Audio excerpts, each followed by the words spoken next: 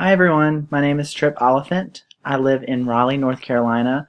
I did attend NC State University in North Carolina and received my undergraduate degree in animal science with a veterinary bioscience concentration.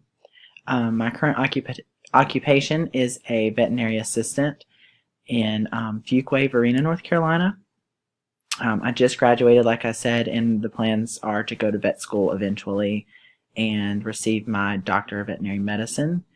The reason I'm taking this course is because it is a prerequisite for the vet schools that I applied to, and unfortunately my degree did not contain the course for this school.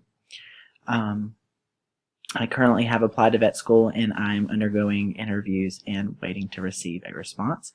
I'm excited to see how the course goes, and if you guys want any help or want to study together, let me know.